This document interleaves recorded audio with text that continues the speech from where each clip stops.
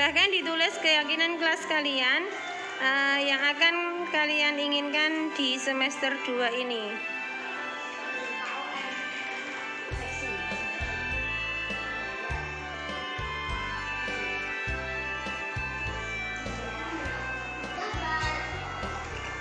Bagi yang sudah selesai, silahkan ditempel di papan tulis.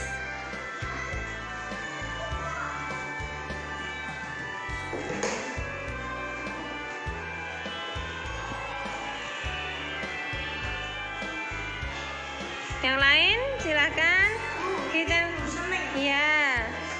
silahkan ditempel di papan tulis. Di papan tulis.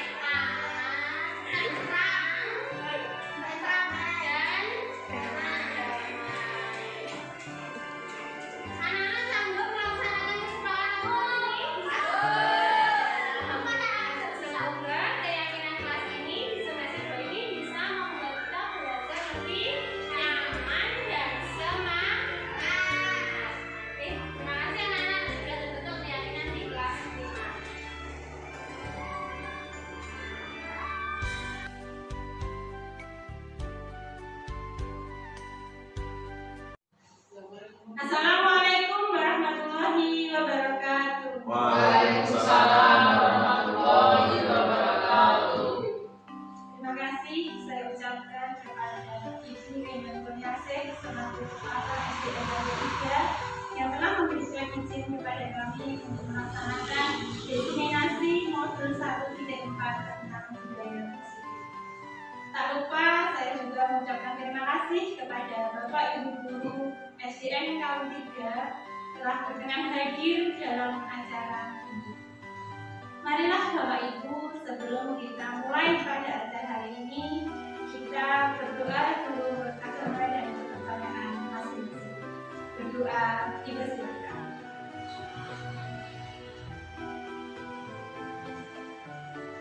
Berdoa selesai. Ibu-ibu, Bapak Ibu yang saya hormati, pada siang hari ini tentunya kita sudah capek. Masih semangat Bapak Ibu? Masih semangat. Alhamdulillah, kalau masih semangat, mari kita melakukan tepuk semangat terlebih dahulu. Tepuk semangat.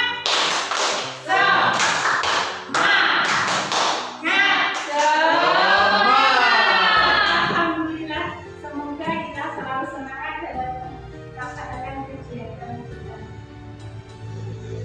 Baik Bapak Ibu, sebelum kita masuk ke dalam materi, di sini ada pertanyaan otomatis. Bapak Ibu setuju atau tidak setuju? Pertanyaan yang pertama, hukuman dapat mendisiplinkan anak. Bagaimana Bapak Ibu? Setuju. Yang kedua, pemberian hukuman dengan hal positif seperti membaca atau membersihkan halaman sekolah dapat meningkatkan disiplin anak. Bagaimana? Setuju? Setuju. Yang ketiga, memberi penghargaan dapat meningkatkan motivasi belajar anak. Setuju Bapak Ibu? Setuju. Nah, setuju. Semuanya setuju. Nah, nanti pada materi ini kita akan mempelajari tentang disiplin positif. Apa kalau itu disiplin positif? Untuk lebih jelasnya kita ikuti ilustrasi. Saya minta tolong 2 orang dulu untuk maju ke depan.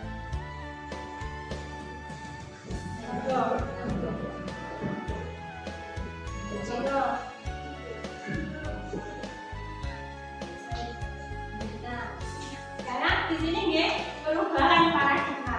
Bapak Ibu tadi menyampaikan bahwa hukuman penghargaan itu membuat anak menjadi disiplin. Sekarang kegiatan kepalan tangan. Bapak A dan Bapak B, betul nggih? Bapak A nanti membuat tulisan pada slide kertas, menuliskan sesuatu pada kertas tersebut, sesuatu yang berharga. Letakkan di tangan, dikepalkan di kepala. Nanti Bapak B itu nanti mencoba sekuat tenaga, boleh menghadik, boleh mengancam, boleh merayu, sehingga kepala tangan itu dapat terlibat. Nanti nih Bapak. Ya, sekarang yang Bapak A siapa, Bapak B siapa? Ngobrol. Bapak A yang kepalanya yang A, ngobrol. Ahmad itu bedanya merayu nanti. Merayu paham loh, biar membuka kepala tangannya nanti. Monggo Bapak A menuliskan sesuatu benda apa yang paling berharga buat panjenengan. Monggo dituliskan di situ. Setelah itu dilipat, dimasukkan dalam kepala tangan. Monggo, Pak Mar sekarang berusaha merayu, menghadir, nyicik-nyicik ya. Bapak mempertahankan, jangan sampai sesuatu yang berharga itu nanti bisa lepas atau bisa terbuka. Monggo. Pak, sini Pak. Pak. Saya tukar Pak, 1.000. Apakah bisa? 5.000. 10.000. Kasih dulu. Saya tukar HP Pak. Saya tukar HP. Saya tukar HP. Nggak mau? Ayo, saya tukar apa ya? Saya tukar pakai sepeda. Mau? Apakah boleh? Monggo Pak jenengan. Kalau jenengan sudah ada di rumah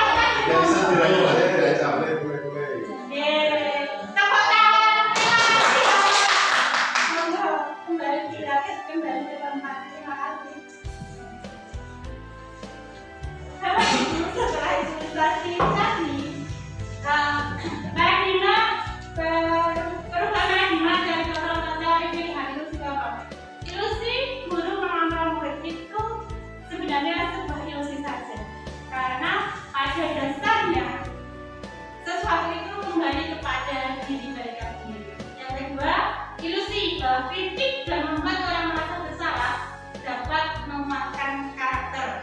Yang ketiga, ilusi bahwa semua penguatan positif efektif dan bermanfaat.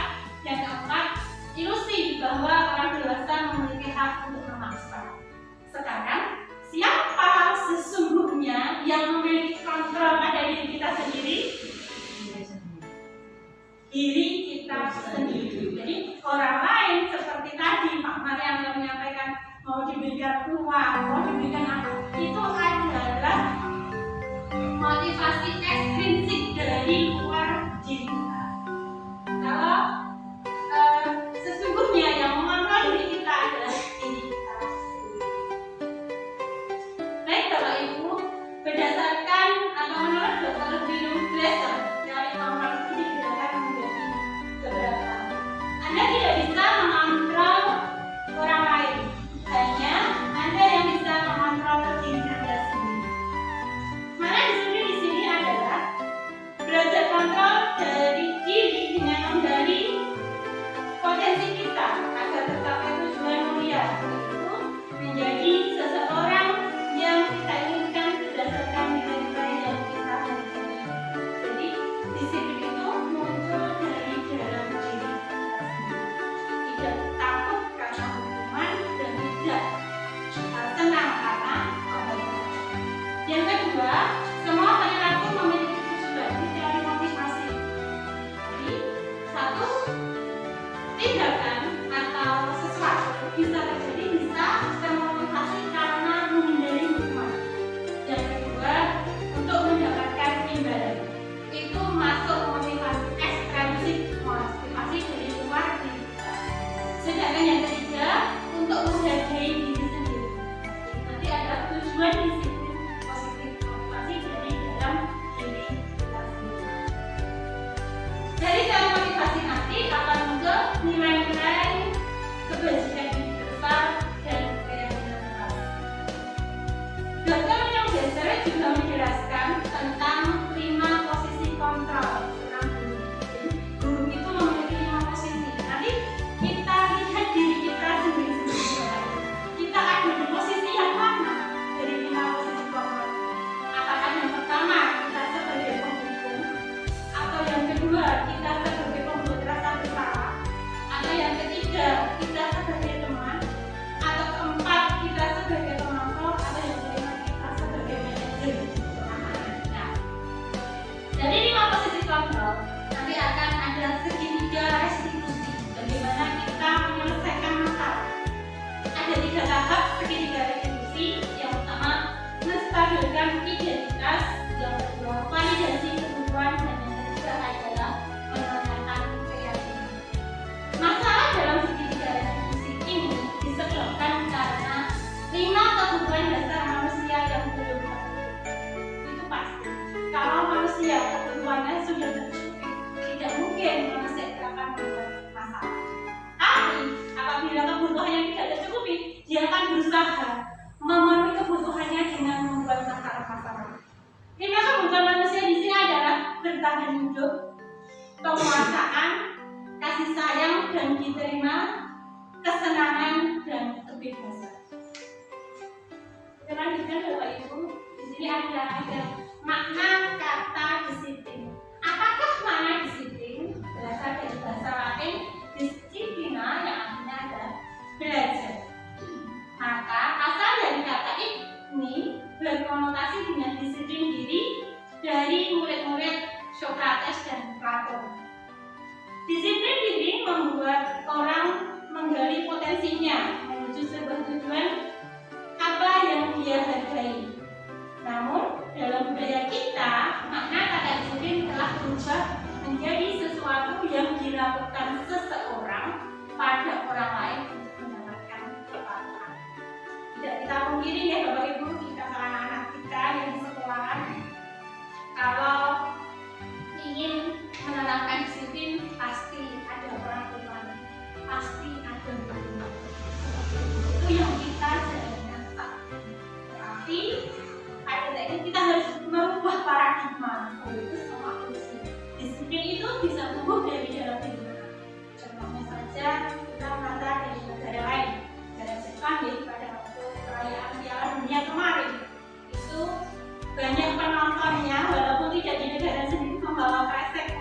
membuang sampahnya karena sudah tertanam bagi masyarakat Jepang kebersihan itu yang jadi disiplin itu dapat muncul dari dalam dirinya sendiri. Yang kelima, kecenderungan umum adalah menghubungkan kata disiplin dengan ketidaknyamanan, hubungan dengan apa yang kita hargai atau pencapaian suatu tujuan. Nilai-nilai kebijakan universal. Nilai-nilai kebijakan adalah sifat-sifat positif manusia yang merupakan tujuan mulia yang ingin dicapai setiap individu. Nilai-nilai tersebut bersifat universal dan lintas bahasa, suku bangsa, agama maupun latar belakang. Setiap perilaku perbuatan memiliki suatu tujuan, itu menurut Dr. Desser adalah teori kontrol. Kedua, dengan mengaitkan nilai-nilai kebijakan yang diyakini seseorang, maka motivasi instruksinya akan terbangun sehingga menggerakkan motivasi diri dalam untuk dapat mencapai tujuan mulia yang diinginkan. Itu semua kita sudah menerapkan implementasi kurikulum merdeka, dan di dalam kurikulum merdeka itu ada namanya pelajaran Pancasila, dan itu nanti adalah nilai kebijakan yang ingin dicapai apa yang ada dalam profil pelajar Pancasila. Peserta didik seperti apa yang ingin diinginkan atau yang tujuannya itu profil pelajar Pancasila. Bapak Ibu sudah bisa lagunya pelajar Pancasila biar lebih refresh nih, kita nyanyikan bersama-sama. 1, 2, 3. Belajar Pancasila, beriman dan bertakwa pada Tuhan Yang Esa dan berakhlak mulia, berkebinekaan global, gotong royong mandiri, kreatif dan bernalar kritis. Sekali lagi ya, yang lebih semangat walaupun sudah siang deh. 1, 2, 3. Belajar Pancasila, beriman dan bertakwa pada Tuhan Yang Esa dan berakhlak mulia, berkebinekaan global, gotong royong mandiri, kreatif dan bernalar kritis. Tepuk tangan. Baik Bapak Ibu, kita lanjut ke materi yang kedua tentang teori motivasi, hukuman, dan penghargaan serta restitusi. Teori motivasi perilaku manusia yang seperti saya sampaikan di depan tadi bahwa ada 3. Yang pertama adalah untuk menghindari ketidaknyamanan atau apa yang akan terjadi apabila saya tidak melakukannya. Itu yang ada pada pikiran anak-anak. Itu merupakan motivasi eksternal. Yang kedua, untuk mendapatkan imbalan dari orang lain atau institusi. Apa ya yang akan saya dapatkan apabila saya melakukan ini? Itu pasti ada di dalam kenyataan. Itu merupakan motivasi eksternal. Yang ketiga, untuk menghargai diri sendiri. Ini merupakan tujuan dari disiplin positif. Saya akan menjadi orang seperti apa ya apabila saya melakukan. Motivasi muncul dari dalam diri. Merdeka menurut Ki Hajar Dewantara itu tidak hanya terlepas dari perintah, tetapi juga cakap dalam memerintah diri sendiri. Jadi menurut Ki Hajar Dewantara tadi, yang namanya merdeka itu kita harus mampu memerintah diri kita sendiri.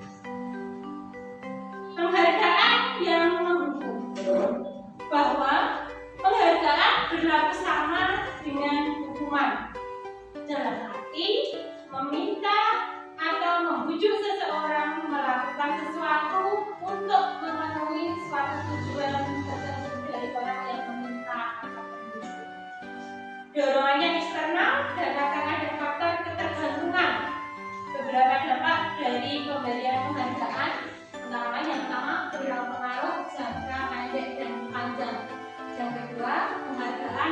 hukum. Yang ketiga, penghargaan mengurangi ketepatan. Yang keempat, penghargaan tidak efektif. Yang kelima, penghargaan merusak hubungan.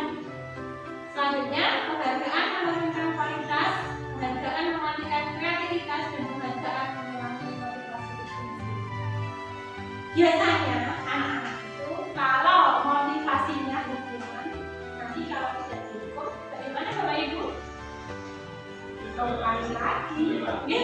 Kalau tidak dihukum, mereka akan mengulangi lagi. Begitu juga dengan penghargaan. Apabila anak itu tidak dikasih penghargaan, maksudnya di sini penghargaan yang berupa benda. Beda lagi kalau ujian atau apresiasi. Kalau penghargaan benda, saya ujiannya kelas 1. Ada video satu sampai di permen. Besok satu sampai permen. Besok gurunya lupa tidak bawa permen. Lagi, mau gambar gak dikai permen? Mungkin ada yang karena belum muncul dari dalam diri anak. Tetapi apabila disiplin itu nanti sudah muncul dari dalam diri anak, tidak dikasih permen, tidak dihukum, akan sesuai aturan. Di sini beberapa kebijakan tentang apresiasi atau pengakuan. Apresiasi kepada anak-anak yang benar, anak-anak yang mempunyai kelebihan. Kita harus memberikan apresiasi. Tidak berupa barang, apresiasi bisa dengan ucapan-ucapan yang positif. Yang pertama yaitu beri pengakuan secara khusus. Nah, bisa membawa pada tempatnya, terus pinter, bisa begitu lagi ya. Beri pengakuan secara pribadi. Yang ketiga, beri pengakuan kepada semua murid bergantian.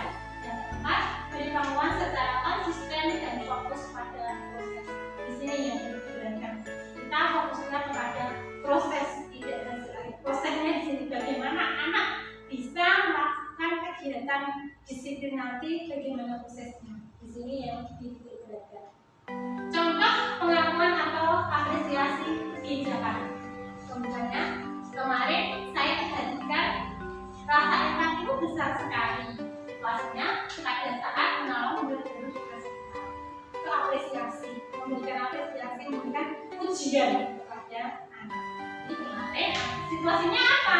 Saat anak menolong guru-guru, kebijakannya apa? Rasa empati yang besar. Terus pembukanya kemarin saya perhatikan rasa empati itu besar sekali pada saat menolong guru-guru di kelas. Maka yang kedua, nilai kebijakannya adalah kepedulian. Situasinya pada saat kamu membantu teman-teman di tugas kelompok. Jadi saya menghargai kepedulianmu pada waktu kamu membantu teman-teman di tugas kelompok. Contoh yang ketiga, nilai kebijakannya rasa tanggung jawab. Situasinya pada saat kamu memungut kertas-kertas yang berserakan gambar. Pembukanya otomatis mengucapkan terima kasih. Terima kasih untuk rasa tanggung jawabmu pada saat kamu menemukan kertas-kertas yang berserakan. Mungkin Bapak Ibu mau menyampaikan satu kalimat apresiasi atau pujian kepada peserta didik yang biasanya di kelas melakukan kebijakan apa, pada situasi apa, monggo.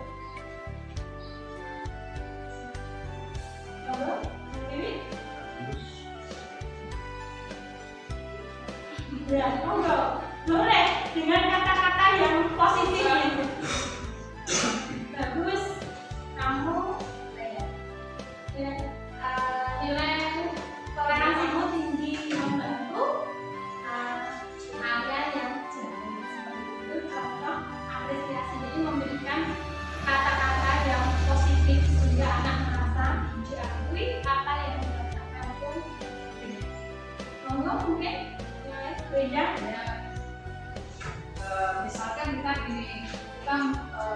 memanggil anak untuk menyampaikan apa itu kebaikan apa yang sudah dilakukan hari ini. Mereka bisa menyebutkan 2, 3, 4 atau 5 kebaikan yang telah dilakukan. Terus kemudian mereka suruh membacakan di depan kebaikan-kebaikan apa. Misalkan hari ini saya membantu si Reno mencari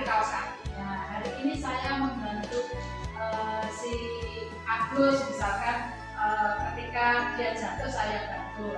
Itu kita memberikan apresiasi kepada anak. Kamu hari ini luar biasa telah melakukan beberapa kebaikan yang kamu tuliskan hari ini cukup banyak, kamu hebat.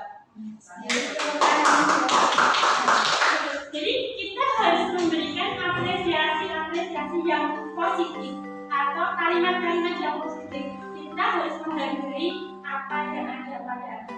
Karena pada dasarnya setiap anak itu mempunyai kualitasnya masing-masing, mempunyai ciri karakteristik yang berbeda. Kita lanjutkan. Sekarang kalau seperti ini, ini ada hukuman atau konsekuensi. Yang pertama, mencatat 100 kali di buku. Dalam buku kalimat saya tidak akan terlambat lagi karena terlambat ke sekolah. Hukuman atau konsekuensi.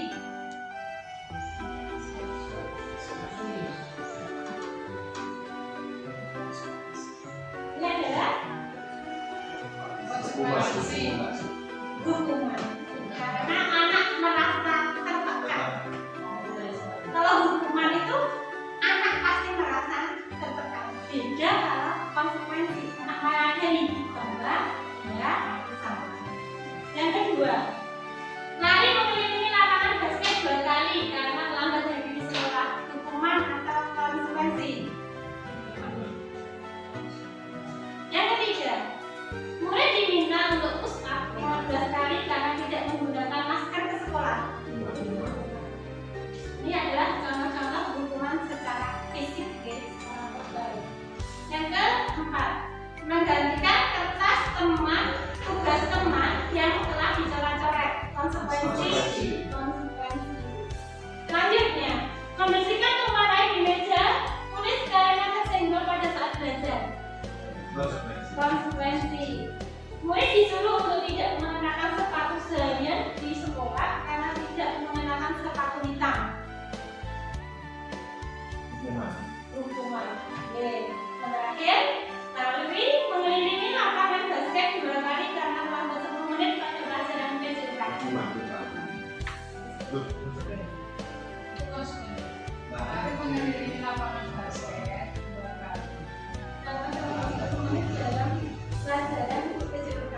Di sini, kalau konsekuensi itu di awal pasti sudah ada kesepakatan antara guru dan murid. Tetapi kalau hukuman itu belum ada kesepakatan. Selanjutnya, perbedaan hukuman dan konsekuensi. Hukuman adalah sesuatu yang menyakitkan harus terjadi. Sedangkan konsekuensi sesuatu memang harus terjadi. Tidak ada menyakitkan lagi, tidak ada merasa disakiti. Yang kedua, membuat anak sakit fisik maupun hati untuk jangka waktu lama. Konsekuensi membuat anak merasa tidak nyaman dalam jangka waktu pendek. Yang ketiga, anak membenci kedisiplinan. Yang konsekuensi, anak menghargai kedisiplinan. Hukuman itu pasti paksaan, sedangkan konsekuensi adalah stimulus tanggapan. Ada kesepakatan, jadi ada konsekuensi. Dan selanjutnya, mendorong anak menyakiti diri sendiri. Kalau hukuman atau konsekuensi, mendorong anak agar mudah menyesuaikan diri. Selanjutnya, hukuman konsep diri yang buruk, sedangkan konsekuensi adalah konsep diri yang baik. Hukuman itu anak belajar untuk menyembunyikan kesalahan, sedangkan konsekuensi anak belajar untuk mengakui kesalahan. Hukuman marah, rasa bersalah, melakukan rasa tak dihargai, pasti marah. Sedangkan konsekuensi kehilangan hak, dibuat tidak nyaman, diasingkan untuk sementara. Jadi ada tentang hukuman dan konsekuensi. Sekarang masuk ke restitusi. Apa itu restitusi? Restitusi adalah proses pencapaian kondisi bagi murid untuk memperbaiki kesalahan mereka, sehingga mereka bisa kembali pada kelompok mereka dengan karakter yang kuat. Restitusi juga merupakan proses kolaboratif yang mengajarkan murid untuk mencari solusi untuk masalah mereka dan membantu murid berpikir tentang orang seperti apa yang mereka ingin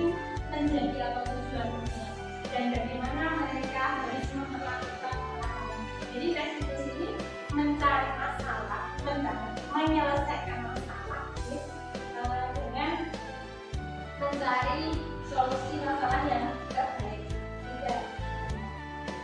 Selanjutnya, di sini ada identitas gagal dan identitas sukses. Di sini hubungan seperti tadi yang saya sampaikan di depan, bahwa hubungan itu akan menantikan anak akan merasa tidak dihargai. Di sini kalau konsekuensi dan restitusi itu membuat sesuatu, konsekuensi itu netral, sifatnya masih netral. Dan restitusi adalah sesuatu yang positif. Sekarang ciri-ciri restitusi. Yang pertama, bukan untuk menebus kesalahan, namun untuk belajar dari kesalahan. Jadi restitusi tadi bukan menuding anak kamu salah, tidak, tapi belajar juga. Karena pada dasarnya setiap manusia itu tidak ada yang sempurna, pasti mempunyai kesalahan. Yang kedua, memperbaiki hubungan. Yang ketiga, tawaran bukan paksaan. Yang keempat, restitusi menuntut untuk melihat ke dalam diri. 5. Restitusi mencari kebutuhan dasar yang mendasari tindakan. 6. Restitusi diri adalah cara yang paling baik. 7. Restitusi fokus pada karakter bukan tindakan. 8. Restitusi fokus pada solusi. Yang 9. Restitusi mengembalikan murid yang berbuat salah pada orang. Jadi nanti pada waktu kita membahas dalam segitiga restitusi, nanti ada tahap-tahapnya. Bagaimana kita sebagai seorang guru bisa bertanya kepada anak, mengingatkan kepada anak bahwa menyadarkan bahwa tindakannya itu sudah salah, sudah benar atau masih salah. Baik Bapak Ibu, kita masuk materi yang ketiga tentang keyakinan keras. Mengapa tidak peraturan saja? Mengapa harus keyakinan keras?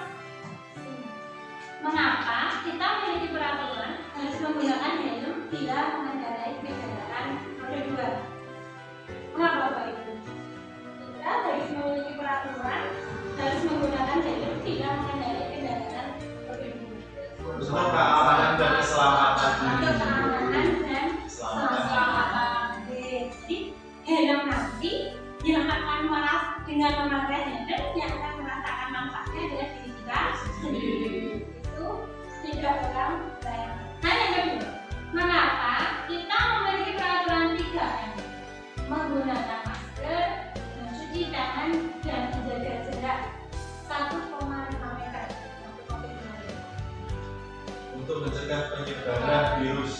Untuk mencegah penyebaran virus yang menjadi korban virus itu nanti siapa? Diri sendiri. Diri kita sendiri. Jadi semua peraturan itu ternyata kembali kepada diri kita sendiri. Karena tidak. Mengapa kita memiliki peraturan harus datang tepat waktu pada saat mengikuti pelatihan? Supaya disiplin. Kalau disiplin nanti, kalau kita sudah disiplin, yang menjadikan yang memperoleh manfaatnya siapa? Diri kita sendiri. Jadi semua itu intinya semuanya akan kembali kepada diri kita sendiri. Untuk mendukung motivasi instruksi, kembali ke nilai-nilai atau keyakinan untuk menggerakkan seseorang dibandingkan mengikuti serangkaian peraturan.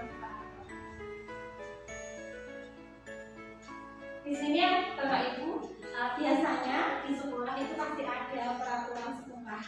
Nanti digulungkan menjadi peraturan kelas.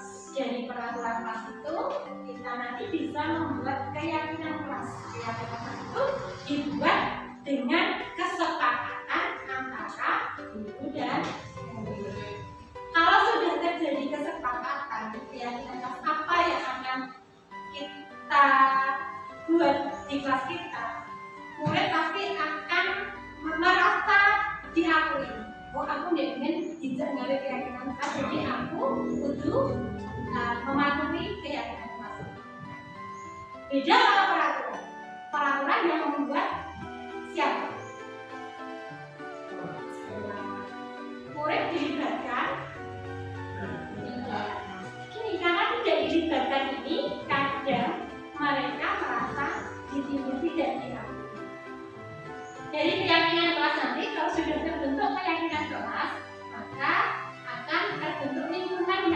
positif, lingkungan yang baik. Setelah lingkungannya sudah positif, sudah baik, tidak ada hukuman, tidak ada penantan, muncullah disiplin positif sehingga berkembang menjadi budaya positif. Ini adalah tujuan kita nanti ke depan, entah itu 5 tahun ataupun 6 tahun yang akan datang. Dan yang penting kita semangat, kita mengubah paradigma. Jadi anak-anak ya muncul kedisiplinan itu dari diri. Tidak hanya anak kalau ibu, saya juga pasti akan merasakan saya belum disiplin. Jadi itu kita mulai dari diri kita sendiri, tidak dari orang lain. Beberapa contoh keyakinan kelas. Ini ada diintegrasikan ke dalam persatuan satu, kesepakatan datang tepat waktu mengucapkan salam. Yang kedua, menjaga kebersihan sekolah. Yang ketiga, berdoa sebelum dan sesudah kegiatan dan dapat aktif dalam pembelajaran dalam tertib. Yang kedua, kesepakatan yang disepakati adalah kami guru dan murid saling menjaga. Kedua, kami murid yang semangat belajar. Yang ketiga, kami murid yang peduli dengan teman-teman. Ini yang termasuk keyakinan kelas kira-kira yang mana? Yang sebelah kanan atau sebelah kiri? Sebelah kiri. Sebelah kiri. Ya, keyakinan satu yang sebelah kiri. Oke. Kalau selalu mengembalikan buku ke tempatnya, itu keyakinannya apa kira-kira? Nilai positifnya apa? Ya, itu nilai positifnya apa? Sifatnya apa?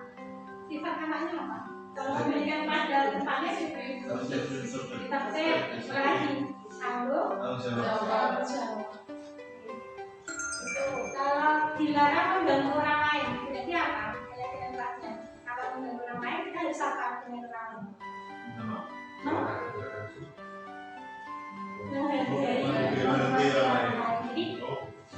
Jadi gini, peraturan itu selalu kembalikan kepada tempatnya. Keyakinan tempatnya adalah sambung, karena dia selalu mengembalikan itu pada tempatnya. Yang kedua, dilarang mengganggu orang lain, berarti dia menghormati orang lain. Yang ketiga, jadi di sekolah 15 menit sebelum pelajaran dimulai.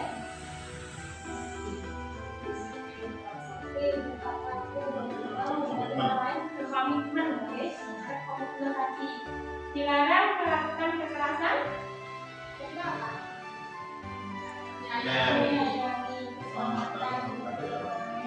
Dilarang menggunakan narkoba. Narkoba itu berkenaan di dalam apa itu? Kemudian atau membunuh diri. Menghormati orang lain dan sabar. Menggunakan masker, kesehatan. Terus jangan berlari di kelas atau koridor. Sastra. Jadi itu tentang keyakinan kelas.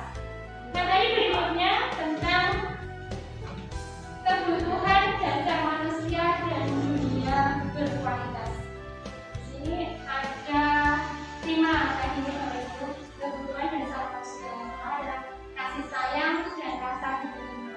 Kalau kita sudah disayangi dan pendapat kita diterima, pasti tidak akan membuat masalah. Semua akan berjalan dengan baik. Kedua, penguasaan. Yang ketiga adalah kesenangan. Jadi kita tuh butuh itu bersenang-senang itu butuh kebutuhan kita. Tapi semua itu harus ada batasnya. Tidak perlu senang-senang, tidak ada aturannya. Semua ada aturannya, ada batasnya. Dan keempat ada kebebasan.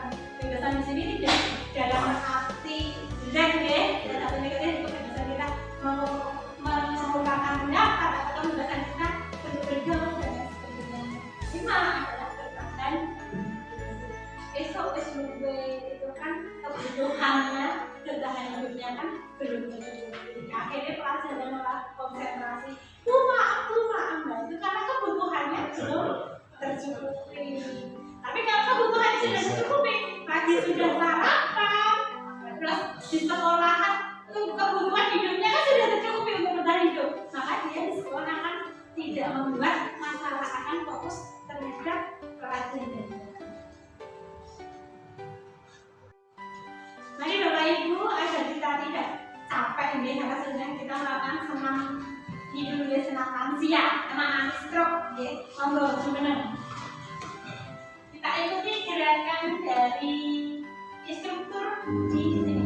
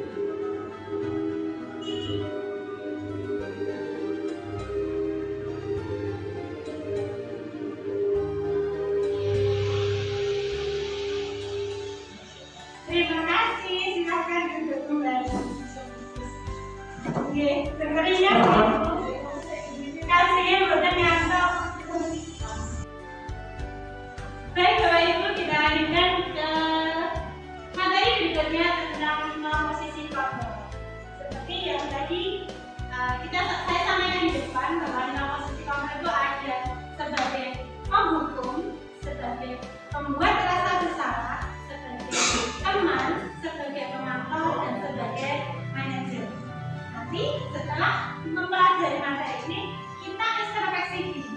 Kita berada pada posisi yang mana? Pada posisi penghukum, motivasinya adalah guru berbuat. Penghukum itu guru melakukan menghardik, menunjuk-nunjuk, menyakiti, dan menyindir. Itu kalau posisi kita sebagai penghukum. Tetapi kalau posisi kita sebagai pemberantas bersalah, berceramah dan mengatakan seharusnya Bapak kecewa. Kata-kata kalau kita pada posisi pemberantasan. Yang ketiga, posisi sebagai teman. Guru berbuat membuatkan alasan-alasan untuk murid. Yang selanjutnya, pemantau itu adalah menghitung dan mengukur. Jadi guru itu memantau, sehingga kegiatannya adalah menghitung dan mengukur. Yang terakhir adalah manajer. Guru dengan cara mengajukan pertanyaan-pertanyaan kepada siswa apabila ini adalah apabila siswa melakukan kesalahan. Jadi posisi kita ada di mana? Yang kedua, guru berkata penghukum itu kalau kamu tidak melakukannya, awas ya, pasahan. Ada bentuk ancaman yang diberikan dari guru kepada siswa. Yang kedua, pemberantasan bersalah, kamu seharusnya sudah tahu Bapak telah lelah sekali mengatakannya. Bapak stres, itu kalau pemberantasan bersalah. Kalau teman, ayolah lakukan demi Bapak. Masa kamu tidak mau? Ingat tidak, Bapak pernah membuat teman. Sedangkan pemantau itu apa peraturannya? Mengingatkan kembali kepada siswa apa peraturannya. Yang keempat yang sini adalah apa yang kita yakini, apa yang bisa kerjakan untuk memperbaiki kesalahan. Hasilnya, kalau penghukum itu pasti memberontak, menyalahkan orang lain, berbohong, kadang bisa pasti karena merasa tertekan, diancam, akhirnya anak berbohong. Pembuat rasa bersalah ada menyembunyikan, menyangkal, dan berbohong. Teman, ketergantungan, pemantau, menyesuaikan diri dengan diawasi, tidak diawasi ya, sampai mana. Manajer menguatkan pribadinya. Kaitan dengan dunia berkualitas, penghukum, murid meletakkan guru di luar dunia berkualitas. Sedangkan pemberantasan bersalah, murid meletakkan guru di dalam dunia berkualitas. Teman, murid meletakkan guru di sebagai orang yang sangat penting di dunia berkualitas.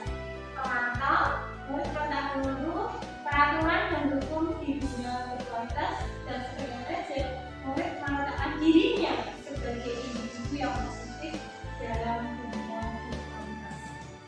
Murid berkata, biarkan saja, nanti juga marah-marah lagi. Biasanya dimarahin seperti itu. Itu anak yang sudah takut. Yang kedua, mengatakan maafkan saya. Jadi karena merasa bersalah, lalu minta maaf. Kalau sebagai teman, saya pikir Bapak itu teman saya. Ternyata begitu.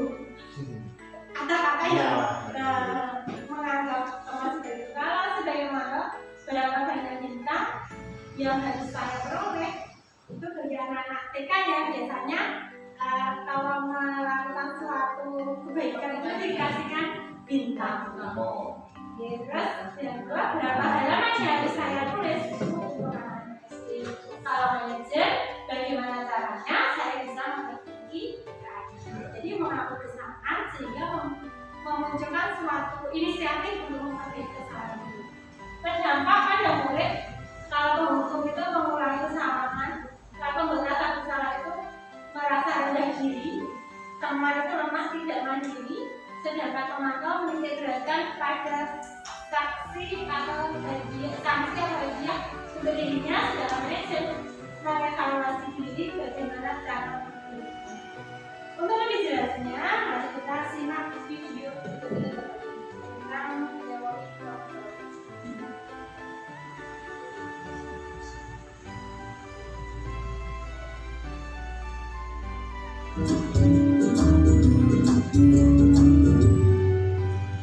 Salam bahagia Ibu dan Bapak Guru hebat. Dalam penerapan disiplin positif restitusi, salah satu program yang dikembangkan adalah 5 posisi kontrol. 5 posisi kontrol dalam restitusi adalah proses perjalanan seorang pendidik agar dapat mengenali dirinya. Pada video kali ini, kita akan membahas tentang 5 posisi kontrol yang dikembangkan oleh Diane Rosen dan contoh penerapannya.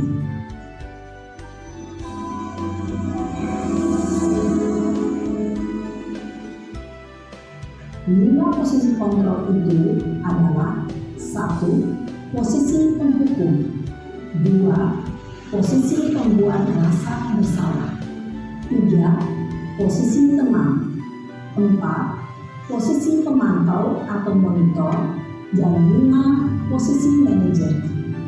Untuk lebih memahami kelima posisi tersebut, mari kita saksikan kasus Naren yang terlambat hadir 20 menit di sekolah dan melihat bagaimana kelima posisi kontrol dalam menghadapi masalah tersebut.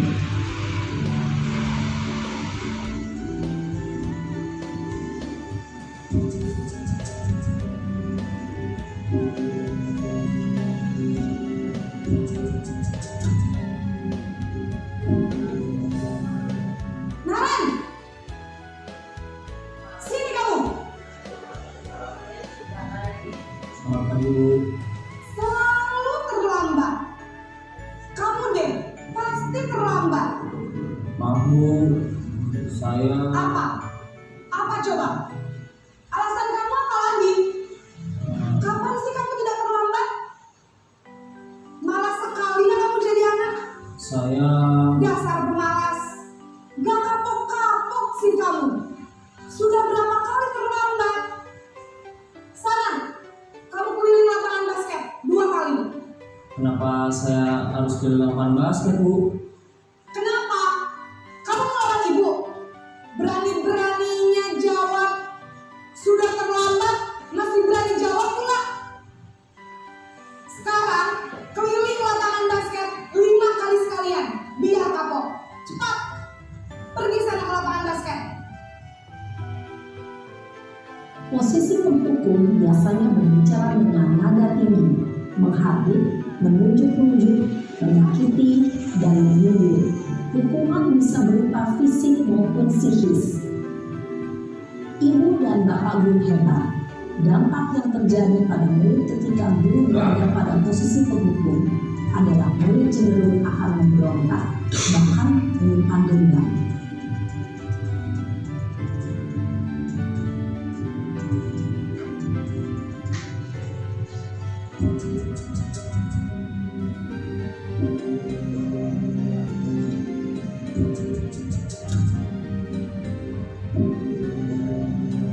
Naren,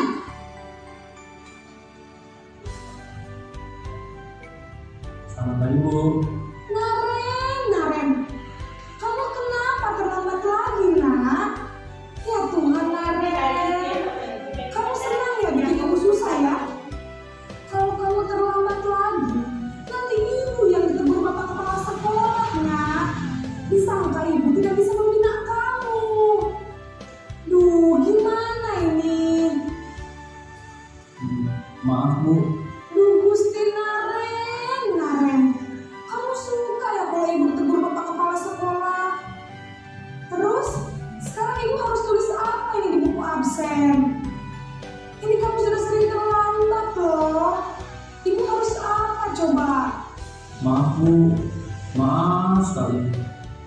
Ya sudah, lain kali jangan bikin ibu susah lagi anak ya. Ibu tidak akan kuat lagi kalau kamu begini terus. Bisa jantungan kalau ibu ditegur bapak kepala sekolah. Sana cepat, kelas. Maaf ya, Bu. Maaf sekali. Posisi pembuat rasa bersalah berbicara dengan nada tenang, cenderung lembut, namun kata-kata yang diutarakan membuat murid merasa menjadi orang yang gagal, memandang buruk dirinya sendiri, merasa tidak berharga, dan tidak sanggup membahagiakan orang lain.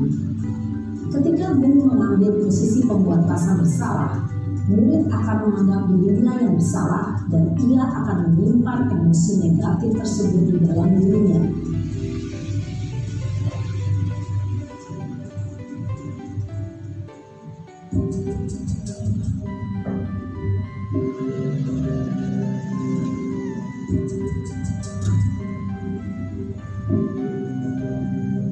Naren,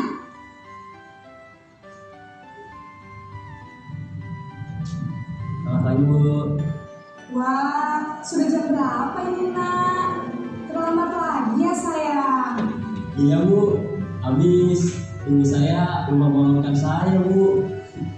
Kamu malah menyalahkan ibu kamu. Kamu bukan anak yang larinya paling kencang. Kok terlambat sih? Iya Bu, saya memang terlambat bangun tadi. Jadi biarpun saya lari kencang, tetap gak kencang Bu. Ya sudah sana, nanti lain kali larinya lebih kencang lagi ya. Biar gak terlambat lagi. Bikin senang ibu, demi ibu. Bisa kan? Bisa lah Bu. Ya sudah sana masuk kelas. Ibu beresin urusan absen kamu. Kamu ini ada-ada saja. Dalam posisi teman, guru berbicara dengan nada suara ramah, akrab, cenderung bersenda gurau untuk menjaga suasana tetap santai. Murid akan merasa senang, aman, dan akrab dengan guru. Identitas yang tercipta adalah identitas sukses atau berhasil. Namun, perlu diingat, karena ini masih dorongan eksternal, maka ada faktor ketergantungan dari murid kepada orang tertentu.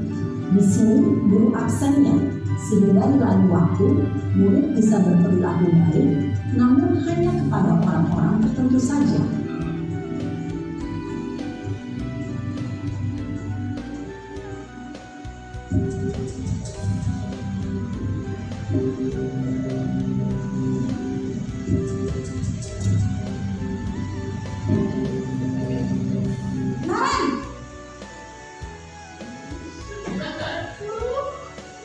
Naren! Naren, apa peraturan sekolah kita tentang jam berapa kita harus masuk sekolah nak? Kita harus di sekolah jam 7 Bu. Iya betul, sekarang sudah jam 7.20. Naren sudah tahu terlambat lagi.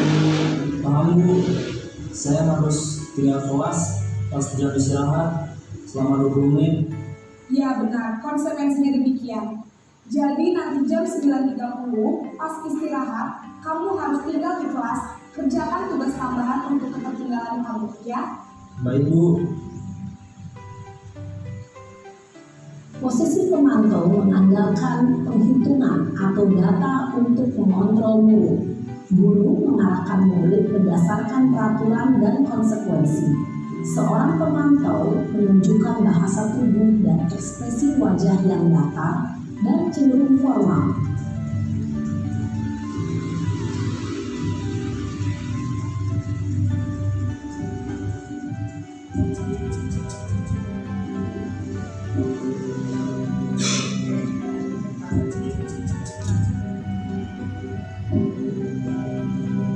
Naren!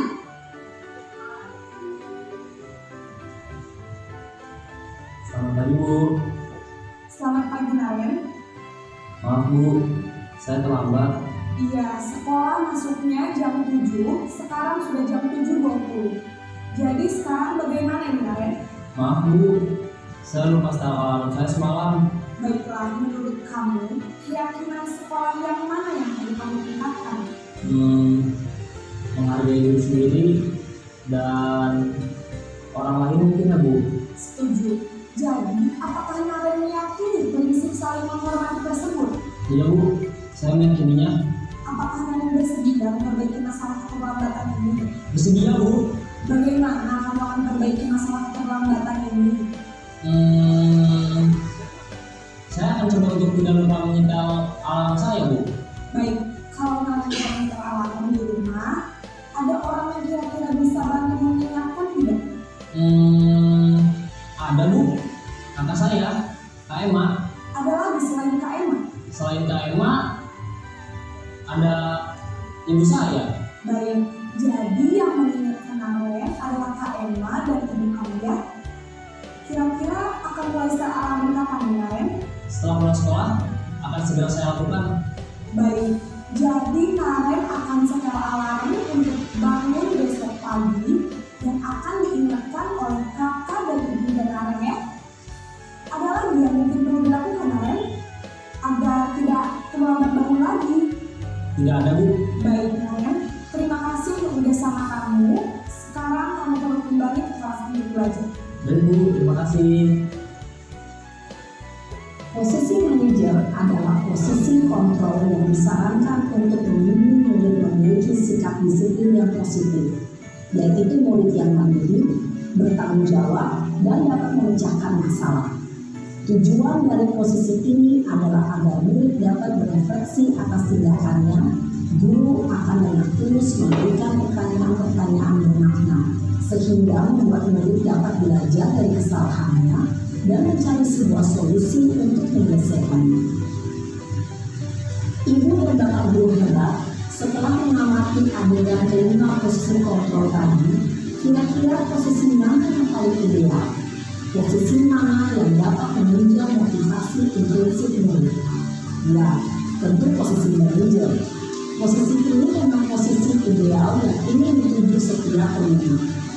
Pada posisi inilah, guru dapat menerapkan disiplin positif yang berpihak pada murid, yang memerdekakan murid. Perjalanan seorang pendidik tentunya tidak mudah untuk sampai pada posisi seorang manajer. Namun, tujuan kita pasti, yaitu menciptakan murid yang mandiri, merdeka, dan bertanggung jawab. Semoga penggambaran 5 posisi kontrol yang telah diperlihatkan ini dapat menjadi ajang refleksi bagi kita semua, agar dapat terus memasak dan menerapkan disiplin positif yang memerdekakan murid. Mari terus beraktif dan bersemangat. Selamat menerapkan. Salam yang bahagia, Ibu dan Bapak Guru. Bapak.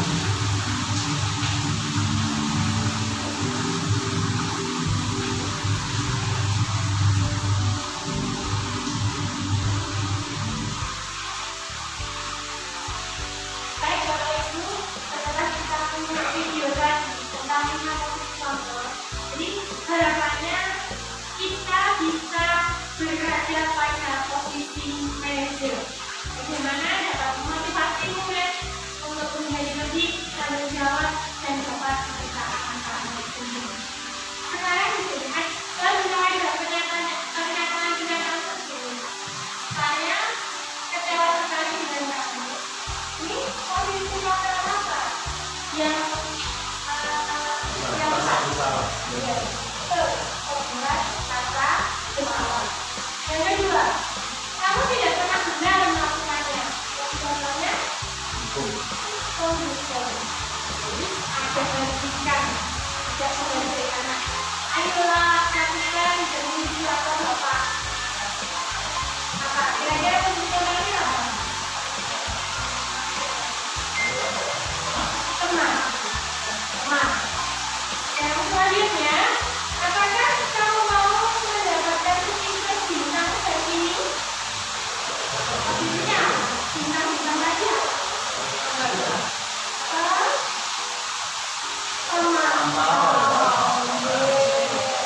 Bagaimana kamu bisa menyelesaikan masalah ini?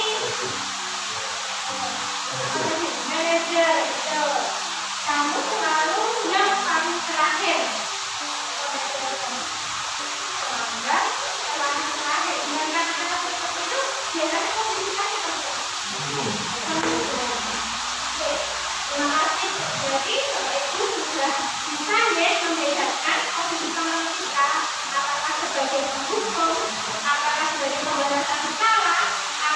Sebagai teman, apa sebagai pengurus dan seterusnya apa sebagai manajer.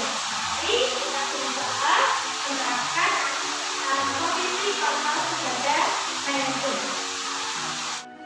Baik Bapak Ibu, kita lanjutkan ke materi berikutnya tentang segitiga restitusi.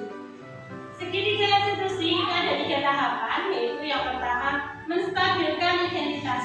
Di sini mengingatkan bahwa setiap orang pasti melakukan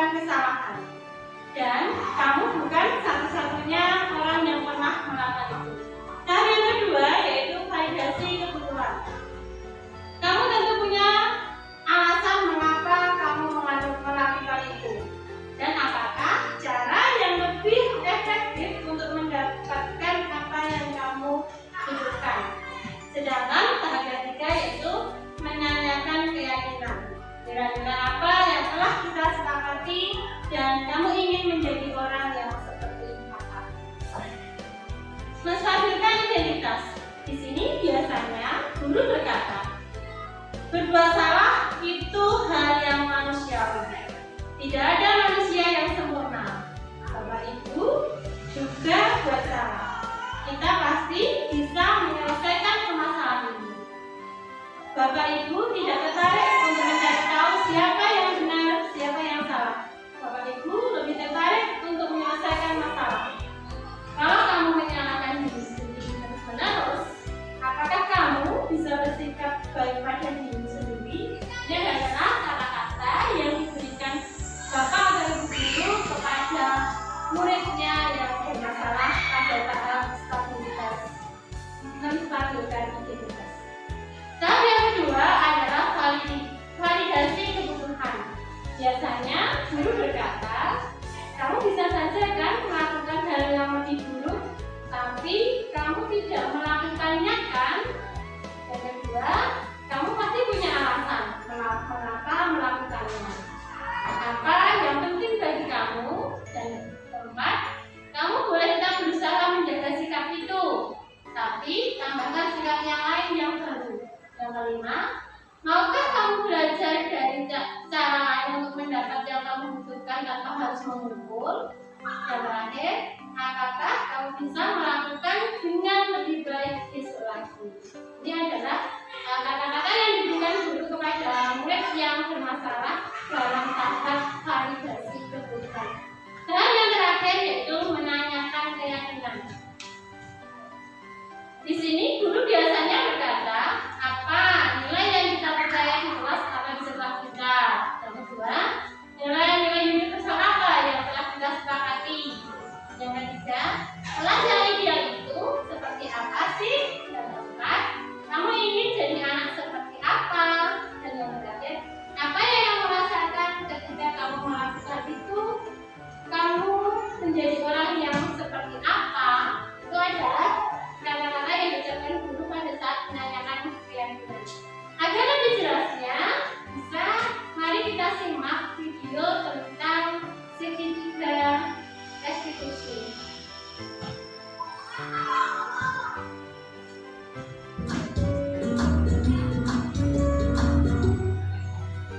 Salam berbahagia Ibu dan Bapak guru hebat. Pada video kali ini kita akan membahas tentang salah satu program disiplin positif yang diterapkan di lingkungan sekolah yang dikenal dengan nama restitusi.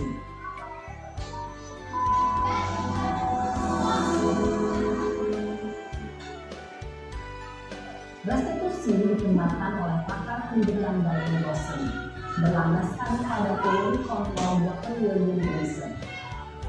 Segitiga restitusi adalah suatu proses dialog yang dijalankan oleh guru atau orang tua agar dapat menghasilkan murid yang mandiri dan bertanggung jawab.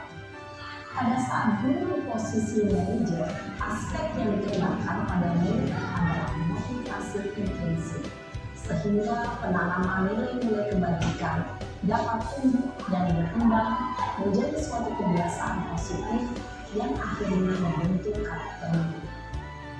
Proses dialog ini terdiri dari 3 langkah yang digambarkan pada ketiga sisi pada segitiga restitusi.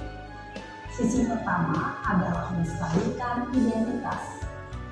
Sisi yang kedua adalah validasi tindakan yang salah.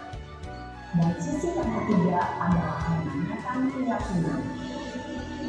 Ibu dan Bapak guru, berikut ini akan ditunjukkan bagaimana seorang guru berada dalam posisi manajer menggunakan penerapan segitiga restitusi.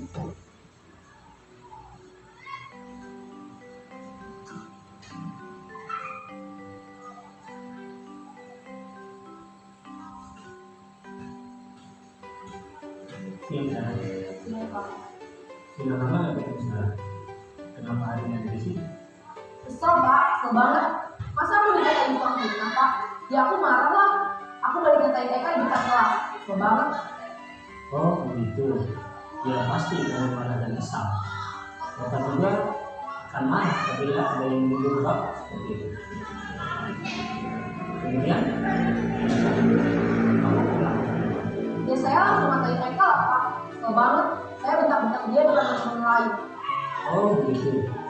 Pasti kamu melakukan seperti itu karena suatu alasan tertentu kan? Iyalah, masa saya diam saja Pak. Ya saya bela diri lah. Masa saya dituduh tukang fitnah? Ya wajar lah. Mempertahankan harga diri itu sesuatu yang penting buat kamu. Untung kamu tidak bertindak lebih gagal lagi. Iya Pak. Untung saya masih bersabar, saya hanya meminta saja. Sudah benar padahal, saya pasti bela diri lah. Ya pasti ya. Tapi kamu memilih untuk tetap bertahan dan bersabar. Kamu memilih untuk tidak berbuat lebih parah lagi. Iya. Nah, sekarang coba kita lihat lagi tindakan kamu yang bentak-bentak di kelas. Tindakan kamu itu kira-kira sesuai dengan keyakinan kelas atau prinsip kamu tidak?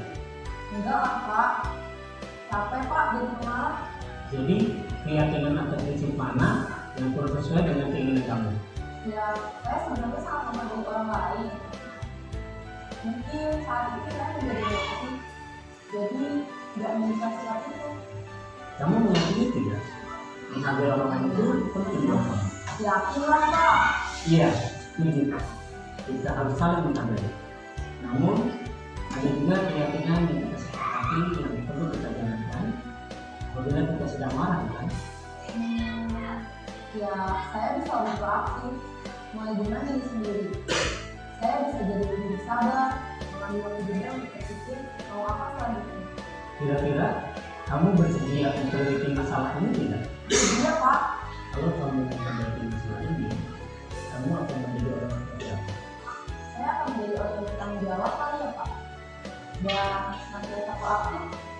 Iya, menurut kamu bagaimana rasanya menjadi orang seperti itu? Ya nyaman lah, bangga bisa bersabar dan bertanggung. Baiklah kalau begitu. Yuk kita pikirkan bagaimana memperbaiki masalah ini.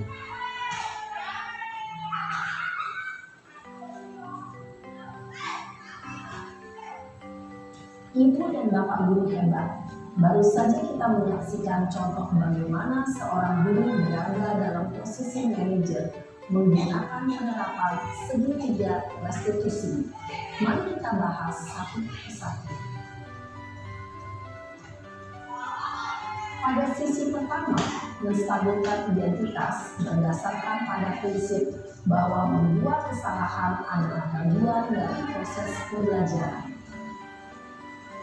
Sisi pertama, dari segitiga ini berperan menggeser identitas murid dari identitas gagal ke identitas sukses. Murid yang sedang bertingkah laku yang tidak pantas atau menarik diri saat itu sedang mengalami identitas gagal. Bila kita memilikinya, maka posisinya tidak akan berubah. Kita bisa mengajukan pernyataan-pernyataan ini. 1. Membuat kesalahan sesuatu yang wajar. 2. Manusia tidak ada yang sempurna. 3. Kita bisa memperbaiki masalah ini. 4. Saya tidak menanyakan kesalahannya. Saya lebih fokus bagaimana memperbaiki masalah ini. 5. Apakah saat ini kamu telah menjadi orang yang baik untuk dirimu sendiri? Pada sisi kedua, validasi tindakan yang salah berlandaskan pada prinsip bahwa setiap perilaku berupaya memenuhi suatu kebutuhan kepentingan. Guru yang telah memahami ilmu kontrol akan bergeser dari pemikiran stimulus respon menjadi proaktif dan mencoba untuk mengenali tujuan dan perilaku murid, mengenali dan mengakui kebutuhan murid ini dapat memperbaiki hubungan dengan murid tersebut. Pernyataan atau pertanyaan bisa disampaikan dengan nada suara tidak menghakimi atau memojokkan, sehingga dapat mengembalikan murid pada posisi positif. 1. Kamu bisa saja bertindak lebih gegabah lagi dari ini. 2. Aku bukan melakukannya tanpa suatu alasan tertentu. 3. Kamu melakukannya karena mempertahankan sesuatu yang penting bagimu. suatu perilaku baru yang lebih efektif. Bersediakah kamu mempelajarinya? Selanjutnya, kita akan simak sisi terakhir, yaitu menanyakan keyakinan. Teori kontrol menyatakan bahwa pada dasarnya kita termotivasi secara intrinsik. Pada saat perilaku yang salah telah divalidasi dan identitas sukses telah stabil, maka murid telah siap mengalihkan keyakinan-keyakinannya dengan tindakannya yang salah, dan pemikirannya telah bergeser ingin menjadi orang yang dituju. Pertanyaan-pertanyaan ini dapat mengalihkan keyakinan-keyakinan yang diambil murid. 1. Sebagai keluarga atau kelas, apa yang kita yakini? 2. Nilai-nilai apa yang telah kita sepakati? 3. Seperti apa gambaran sebuah kelas yang ideal bagi kami? 4. Kamu ingin menjadi orang seperti apa?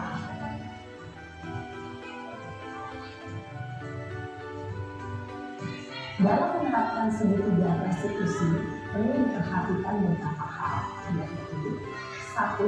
Perilaku yang salah perlu dikaitkan dengan nilai-nilai atau keyakinan-keyakinan yang telah disepakati atau dituju. 2. Kesediaan orang yang melakukan kesalahan untuk memperbaiki masalah. 3. Pemecahan masalah sebisa mungkin relevan atau memiliki hubungan dengan masalah yang ada. 4. Usaha perlu adanya suatu usaha perbaikan dari pihak yang berbuat kesalahan. 5. Waktu perlu didedikasikan waktu dari pihak yang berbuat kesalahan. Tanyakan kapan akan mulai dilakukan usaha untuk memperbaiki masalah. Dengan memahami siklus penerapan segitiga restitusi, diharapkan guru dapat menerapkan posisinya sebagai manajer dengan mengajukan pertanyaan-pertanyaan bermakna yang dapat membuat murid menjadi lebih percaya diri, bertanggung jawab, dan mandiri. Nah, ibu bapak guru perlu tidaknya mengikuti ketiga tahapan dalam segitiga restitusi bergantung pada ringan beratnya suatu permasalahan. Misalnya, bila permasalahan tersebut ringan, maka tidak perlu dijalankan secara berurutan. Bahkan bisa semudah menanyakan apa yang kita sepakati. Dengan menjalankan segitiga restitusi, dengan mengajukan pertanyaan-pertanyaan bermakna, diharapkan murid menjadi lebih kuat secara pribadi, dapat membuka wawasan hidup agar dapat menyelesaikan permasalahannya sendiri, semakin percaya diri, mandiri, dan merdeka. Salam dan bahagia, ibu bapak guru hebat.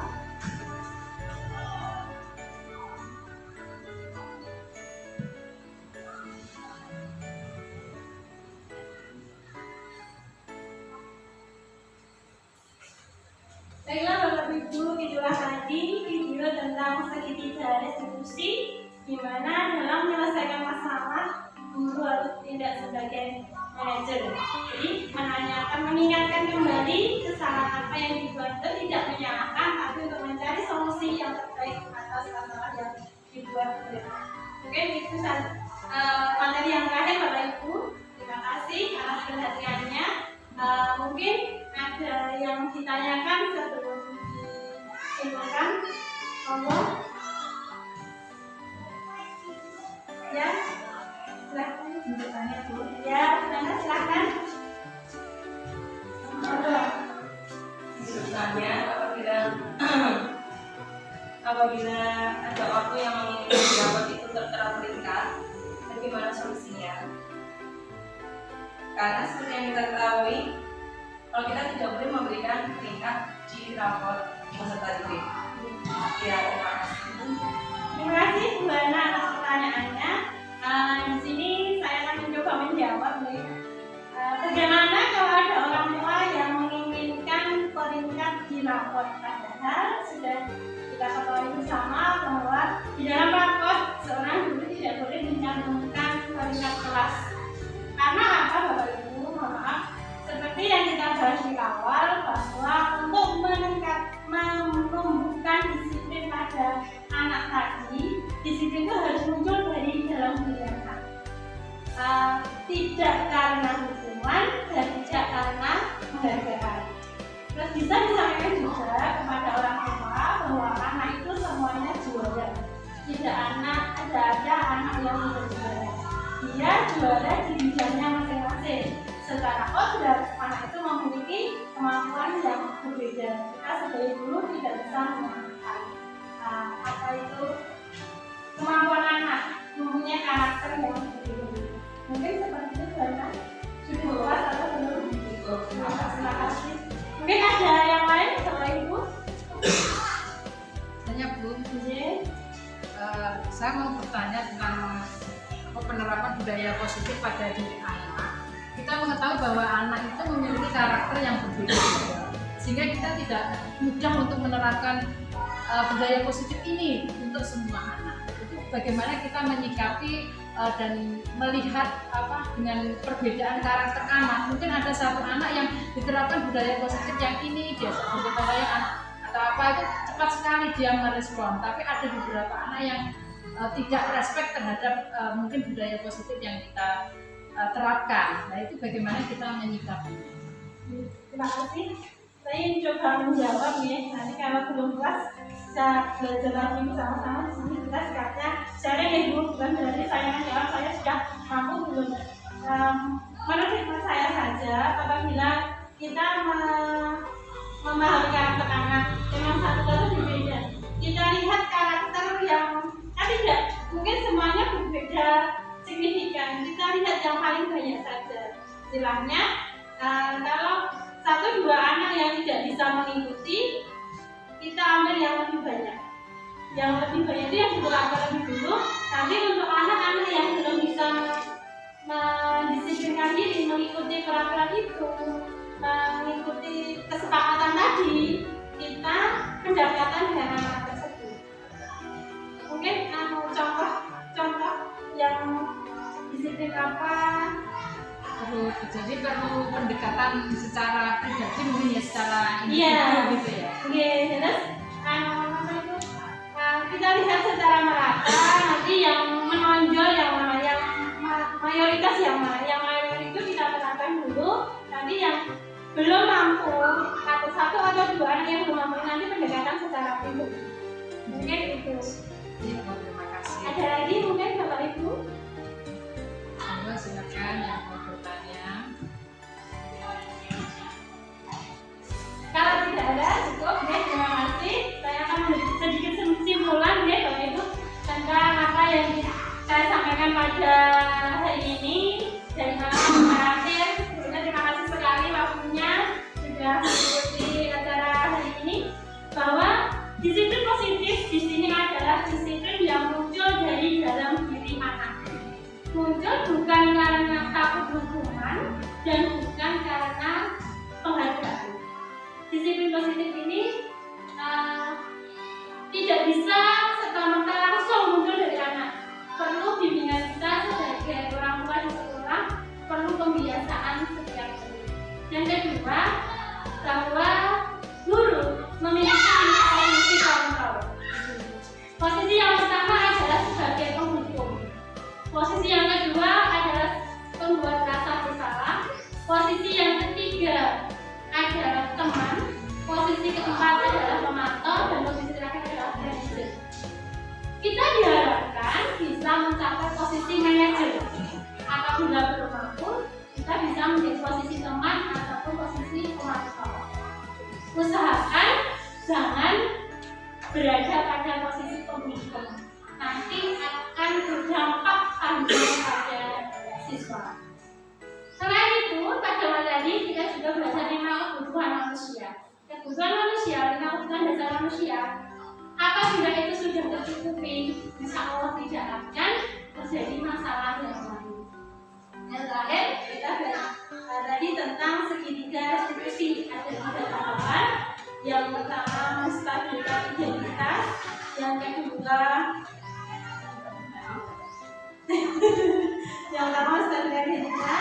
yang kedua validasi kesalahan, dan yang ketiga adalah menanyakan keyakinan.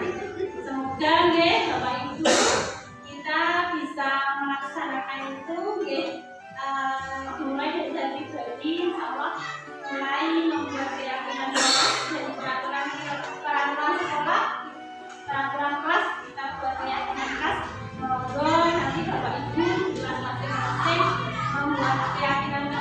sehingga pada nanti ada masalah kita bisa mengingatkan anak, kita bisa melaksanakan segitiga resolusi. Mungkin itu saja Bapak Ibu yang dapat saya sampaikan. Kurang lebihnya mohon maaf. Sebelum saya tutup, mohon untuk Endang selaku kepala sekolah SDN kita memberikan masukan, saran, dorongan terhadap kegiatan ini, pada khususnya dan terhadap pendidikan di negara pada umumnya.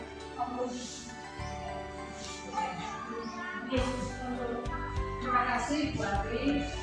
Pertama-tama saya senang sekali dengan apa itu Bu Ari yang sudah memberikan materi ini, terutama untuk Bapak Ibu guru SDN Kaum 3.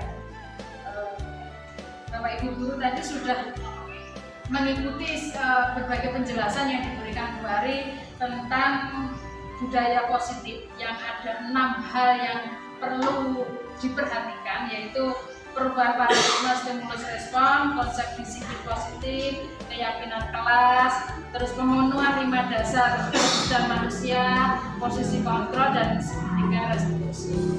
Itu rincian-rincian itu jelas sangat diperlukan oleh para Bapak Ibu guru dalam menghadapi anak didik di sekolah. Karena apa? Dengan memperhatikan itu tadi, kita sebagai warga sekolah, orang yang berkepentingan di sini ya, yang menjadikan anak itu sebagai anak didik kita, yang tentunya nanti harapannya kan apa itu berubah perilaku. Ya, melalui budaya positif ini tentu kita berharap untuk menumbuhkan motivasi intrinsik anak ya, dalam diri anak untuk menjadi pribadi yang bertanggung jawab dan berbudi pekerti. Semoga apa yang diberikan Bu Ari ini bermanfaat buat kita semua, warga sekolah SDN Kaum 3, yang tentunya sangat berharap anak-anaknya untuk menjadi pribadi-pribadi yang berakhlak mulia. Terima kasih saya sampaikan kepada Bu Ari. Terima kasih Bu Endang atas masukan, saran, dan dorongannya. Kita kelas dulu ya.